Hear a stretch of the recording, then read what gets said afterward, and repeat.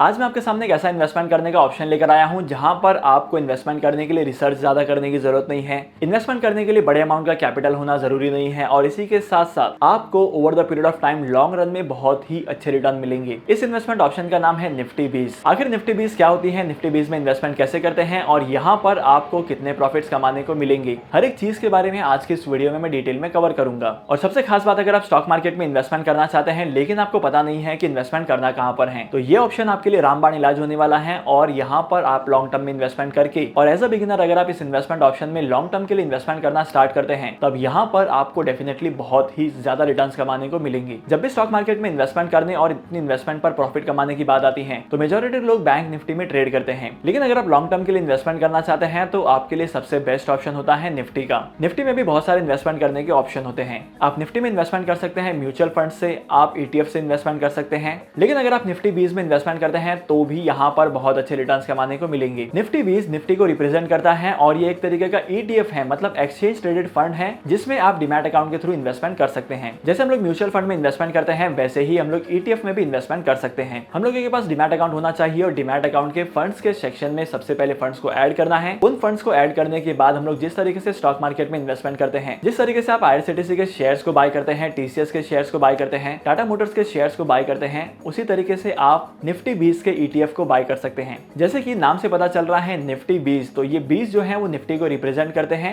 और जिस तरीके से निफ्टी का मूवमेंट होता है उसी तरीके से इस निफ्टी 20 के ETF का मूवमेंट होता है। अगर एक दिन में निफ्टी ने 10% की पॉजिटिव ग्रोथ दिखाई है तो निफ्टी 20 में भी आपको 10% के आसपास की पॉजिटिव ग्रोथ दिखाई देगी। सिमिलरली जिस तरीके से निफ्टी की परफॉर्मेंस होती है उसी तरीके के रिटर्न आपको निफ्टी 20 में भी देखने को मिलेंगे। और सबसे खास बात तो यह है कि आप यहाँ पर कम से कम 150 रुपीज से इन्वेस्टमेंट करना स्टार्ट कर सकते हैं। निफ्टी 20 में इन्वेस्टमेंट करने के लिए कोई कैपिंग भी नहीं है कि आपको इतने यूनिट्स ही लेने पड़ेंगे, आपको मिनिमम इतने अमाउंट का ही इन्वेस्टमेंट करना पड़ेगा या आप मैक्सिमम इतना ही इन्वेस्टमेंट कर सकते हैं। आपके पास जितने पैसे हैं आप उतने पैसे का इन्वेस्टमेंट कर सकते हैं निफ्टी 20 में। यहाँ पर किसी तरीके की रोक टोक नहीं है, as simple as that. Hope करता हूँ कि अभी तक की वीडियो में आपको ये तो क्लियर हो चुका है कि निफ्टी 20 है क्या और यहाँ पर इन्वेस्टमेंट कितने अमाउंट का होता है, कैसे करते हैं। अगर आपके पास एक डीमैट अकाउंट नहीं है तो डीमैट अकाउंट ओपन करने का लिंक आपको डिस्क्रिप्शन में मिल जाएगा, वहां पर जाकर आप डीमैट अकाउंट ओपन कर सकते हैं और निफ्टी 20 में इन्वेस्टमेंट करना स्टार्ट कर सकते हैं। लेकिन अब आपके दिमाग में ये सवाल आ रहा होगा कि निफ्टी 20 की परफॉर्मेंस कैसी होती है स्टॉक मार्केट के कंपैरिजन में। जैसे कि मैंने वीडियो में बताया है कि निफ्टी 20 जो है वो निफ्टी को ट्रैक करती है, निफ्टी में जितने रिटर्न्स मिलेंगे उतने रिटर्न्स आपको यहाँ पर भी मिलेंगे। और सबसे खास बात तो यह है कि आप यहाँ पर लॉन्ग टर्म के लिए इन्वेस्टमेंट कर सकते हैं और आपने जितने भी अमाउंट का इन्वेस्टमेंट किया है वो अमाउंट आपका सेफ रहता है, क्योंकि आपने किसी कंपनी के पर्टिकुलर शेयर्स में इन्वेस्टमेंट नहीं किया है,